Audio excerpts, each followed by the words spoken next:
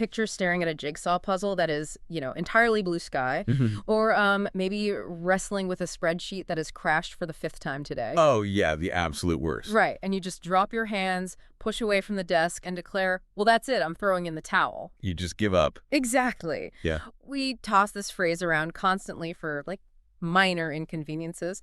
We use it to signal a peaceful, if somewhat frustrated, surrender to a tough project or just a really bad day. Yeah, it's super common. It is. But today, we are pulling from a fascinating stack of historical sports articles, some medical breakdowns of combat trauma, and even 19th century slang dictionaries to trace this ubiquitous idiom back to its literal bloody roots in the boxing ring. Which is quite a journey, honest. It really is. Yeah.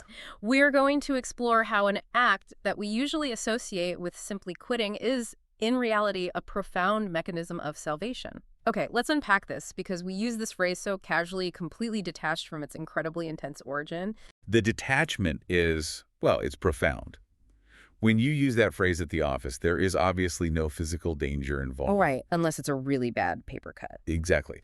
But in the environment where this phrase was born, the boxing ring, or the squared circle as it's traditionally known, the stakes are literal survival. Wow. Yeah. To really understand the immense weight of throwing in the towel, we have to look closely at the ecosystem of a professional boxing match, specifically the people standing just outside the ropes. It's almost like a high-stakes NASCAR pit crew. That is a great comparison, yeah. Because when a fighter steps into that ring, they're the one throwing the punches, but they are absolutely not alone. They have this backup team, their cornermen, and the mechanics of what happens in that corner are just incredibly strategic. The corner functions as a highly specialized medical and tactical unit.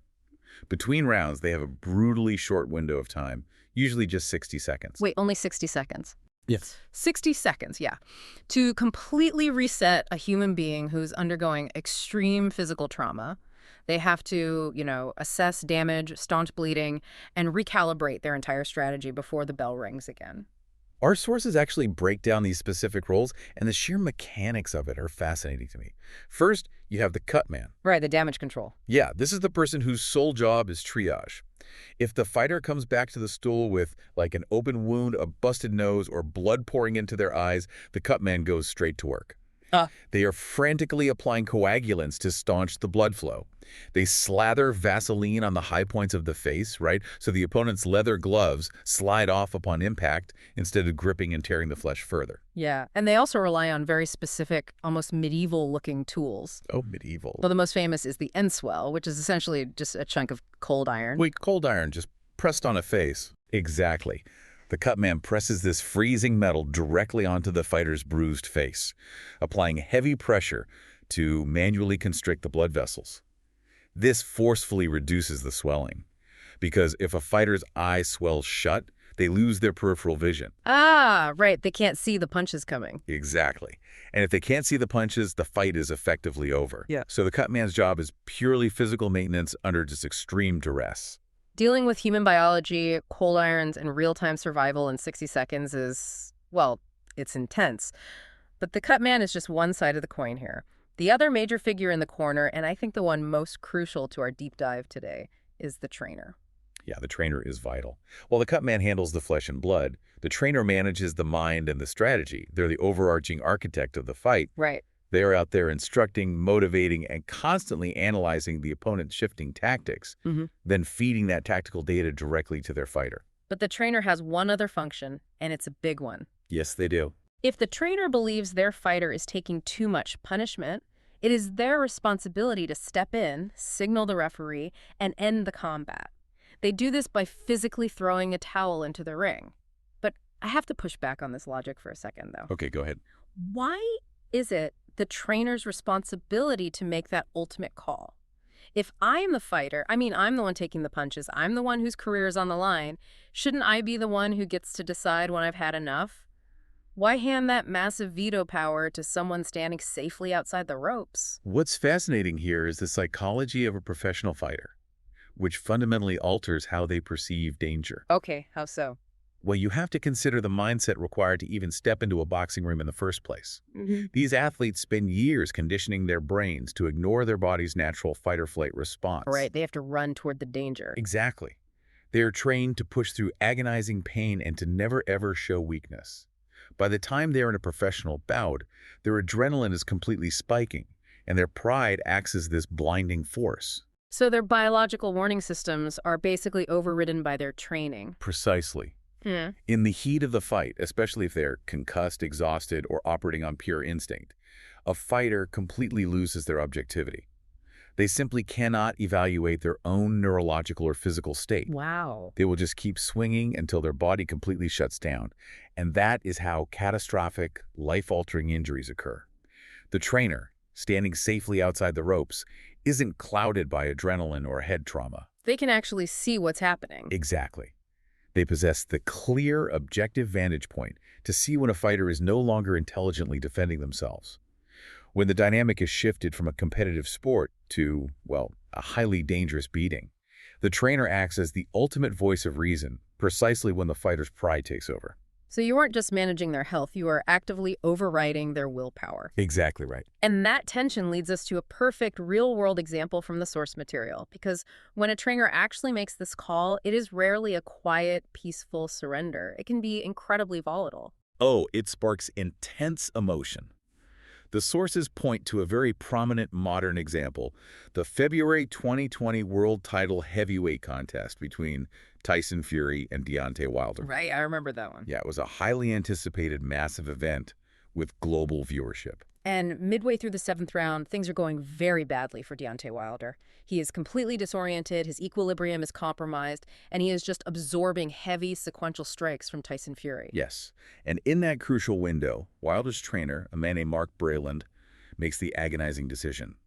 Observing that his fighter is taking continuous damage without effectively fighting back, Breland physically throws the towel into the ring. He just tosses it in. He does. He signals the referee to stop the bout, conceding the world heavyweight title on behalf of his fighter. The fallout from that single motion was immediate and, honestly, polarizing. It sparked a massive debate across the entire sports world. It really did divide people. Yeah. In one camp, you had medical professionals and seasoned boxing analysts stating that Breland absolutely made the correct ethical call. They argued he saved Wilder from absorbing unnecessary punishment that could have led to permanent, irreversible brain damage. He protected his fighter's long-term health. But in the opposing camp, you had critics arguing the fight was stopped prematurely. And the loudest voice in that opposition was Deontay Wilder himself. He was not happy. He was absolutely furious with his corner. He fundamentally disagreed with the stoppage, arguing that his agency as a champion was stripped from him. He believed that as long as he was standing, he had a puncher's chance to turn the fight around. He felt his own team betrayed his warrior ethos. That's wrong. It is. If we connect this to the bigger picture, we see the ultimate tension between a fighter's pure will to continue and a trainer's fundamental duty of care. The trainer has to value the human being over the athlete. They have to respect the fighter enough to save them, even knowing that the act of saving them might completely destroy their professional relationship. Here's where it gets really interesting, because this dynamic isn't isolated to combat sports at all. Think about this in terms of your own career or personal life. Oh, that's a good point. Imagine you are deeply invested in a grueling, massive project at work. You are pouring your heart, your weekends, and your sanity into it. You are completely exhausted, maybe your health is even failing, but your pride won't let you quit. You are determined to see it through. We've all been there. Right. And then a trusted mentor or a good boss steps in and pulls the plug. They cancel the project and tell you to go home. In that moment, you are going to feel exactly like Deontay Wilder. You'll feel betrayed, like your agency was stolen. But is that an act of betrayal, or is it the ultimate act of loyalty? It is the ultimate act of loyalty. Yeah. They are preserving your energy and your well-being for the next challenge. They are saving your career, or maybe your mental health, at the temporary expense of your immediate pride. It is a profound intervention. It really is. But it's vital to note that this concept of an external party possessing the authority to step in and save a fighter, well, it is actually a relatively recent invention in the grand scheme of human history. Right, which makes me wonder, if human beings are biologically wired to have this blind pride that requires an external savior, how did we possibly survive the thousands of years of combat sports before trainers were allowed to intervene? That's the dark side of this history. The sources take us on a massive rewind to answer that, looking at what the sport looked like before anyone cared about safety interventions. The timeline of boxing is vast and, honestly, brutal. The earliest known artistic depictions of the sport trace back to Mesopotamia and ancient Egypt, roughly 3000 BCE. Wow, 3000 BCE. Humans have been organizing combat into a spectator sport for over 5 millennia. 5,000 years of fighting, and it wasn't exactly a gentle evolution. The sources detail the Roman era where fighters wrapped their hands in leather straps. And these weren't designed to, support the wrist or protect the knuckles like modern wraps do. No, not at all. They were designed to harden the fist and inflict maximum lacerations and blunt force trauma on their opponents.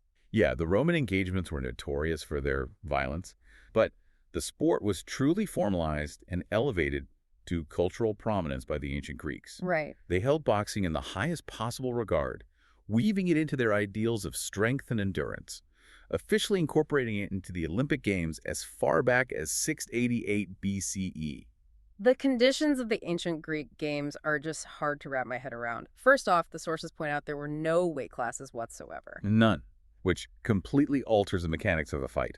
A competitor who weighed, say, 140 pounds could easily be drawn to fight an opponent who weighed 250 pounds. How does a smaller fighter even survive that, let alone strategize a win? Well, they had to rely entirely on speed, evasion, and extreme cardiovascular conditioning. A smaller fighter's only hope was to continuously dodge the larger opponent. Just run away, basically. Yeah, forcing the heavier man to exhaust himself swinging at the air under the hot Mediterranean sun until he simply collapsed from heat exhaustion or pure fatigue. Which brings us to the next terrifying rule, or I guess lack thereof. There were no time limits, no rounds, you just fought continuously. The absence of time limits fundamentally changes the objective. It wasn't just about landing clean punches. It was an absolute test of human endurance. Right. Greek boxing had deep religious undertones. It was viewed as a tribute to the gods. Therefore, enduring unimaginable physical hardship without yielding was a demonstration of divine fortitude. You fought until submission, unconsciousness, or worse. Add to that the fact that there were no padded gloves, just bare knuckles or light leather wrappings. Synthesizing all of this, from the Mesopotamians to the Romans to the Greeks, paints a really grim picture. It does. It was an environment that demanded absolute victory or complete devastating defeat. The modern concept of giving up via a trainer simply didn't exist because there was no cultural framework for a cornerman to concede a match. Exactly. The culture of antiquity did not view self-preservation in the arena as a virtue. It took a massive societal evolution to change that mindset. It really did. We have to fast forward all the way from ancient Greece in 688 BCE, through the Middle Ages and the Renaissance, all the way to the late 19th century to see a shift. This is the pivotal moment when society finally decided to tame the chaos, and the literal act of throwing an object to quit was formally introduced. Enter the Marquis of Queensberry Rules in the late 19th century. Yes, the Marquis of Queensberry Rules represent the foundation of modern boxing. During the Victorian era, there was a cultural shift towards modernizing and regulating sports. The bloody, unregulated, bare-knuckle brawls of the past were falling out of favor. They were viewed by the public as barbaric. Too messy for the Victorians. Exactly. For boxing to survive as a legitimate legal sport rather than an underground blood sport, it had to adopt standardized rules of fair play. These rules introduced the norms we recognize today. They established rounds, which broke the endless combat up into manageable segments, allowing fighters to pace themselves and actually rest. Huge change. They introduced the 10 count, giving a knockdown fighter a designated window to recover rather than being hit while on the ground. And crucially, for our deep dive, they formally birthed the concept of a trainer conceding a match on behalf of their fighter. But the source material reveals a massive linguistic twist here. Initially, the object being thrown wasn't a towel. No, it wasn't. According to a phrase book published in 1860 called the Slang Dictionary, this new, regulated practice of conceding a match was originally signified by throwing in a sponge. A sponge. Imagine the sheer gladiatorial drama of a high-stakes championship fight. The crowd is roaring, there's blood, sweat, and absolute tension. The trainer makes the agonizing, strategic decision to end it. They wind up and they toss a damp, squishy sponge into the center of the ring. It's quite the image. It just doesn't carry the same dramatic gravitas, right? It really doesn't. And this raises an important question about how our language and our idioms evolve in tandem with the practical, physical shifts within human culture. Oh, true. A sponge was a highly practical, essential tool in a 19th century boxing corner. It held water for the fighter to drink, it wiped away heavy blood, and it was used to cool the fighter's neck and chest between rounds. Okay, so they always had it on hand. Exactly. It was constantly in the trainer's hand. So practically speaking, when a trainer needed to swiftly signal the referee to stop the fight, throwing the object already in their grasp made perfect sense. Practical, sure. But language requires a certain aesthetic flair to really stick in the public consciousness. Throwing in the towel simply sounds better. It really does. It provides a distinct visual spectacle. A towel sails through the air, a towel billows out, a towel visually covers the fighter, symbolically shielding them from further harm. As the physical tools in the boxing corner modernized and shifted, our language shifted right alongside it. And we can even pinpoint roughly when that linguistic shift solidified. One of the earliest discovered printed uses of the phrase in its modern recognizable form, throwing in the towel, appeared in a 1913 edition of the Fort Wayne Journal-Gazette. Oh, 1913. Yeah, so by the early 20th century, the towel had firmly usurped the sponge, both as the preferred tool in the ring and as the standard idiom in our everyday lexicon. So what does this all mean? We started by talking about you, the listener, throwing in the towel on a bad day, maybe a crashing spreadsheet or a frustrating project. We use it to mean I quit. Right. But taking this deep dive into the history, from the brutal, endless endurance tests of ancient Greece to the Victorian societal shift that brought us the Queensberry Rules, all the way to the incredibly heavy emotional burden carried by modern trainers like Mark Breland, it fundamentally changes the perspective of the phrase. It reframes the action entirely. It shifts the meaning away from an admission of personal failure and transforms it into a mechanism of institutional safety. Throwing in the towel is not, historically speaking, a symbol of personal weakness or a lack of willpower. It is an act of ultimate protection. It's performed by an objective, trusted advisor whose sole purpose is to ensure a fighter's long-term survival when the fighter is physically or psychologically incapable of looking out for themselves. It's entirely about surviving to fight another day, rather than allowing yourself to be destroyed by your own pride today. That's exactly it. And that leaves us with a really powerful final thought to mull over. We so often view the act of giving up as this lonely, solitary choice, a quiet, isolated moment of defeat. But if you are in the middle of your own relentless fight right now, maybe it's a deeply draining career path, a failing creative endeavor, or just a toxic situation you've been stubbornly enduring, who is the corner man in your life? Who is that trusted person standing just outside the ropes of your life, equipped with the objectivity, the genuine care, and the explicit permission to throw in the towel for you when your pride simply won't let you quit?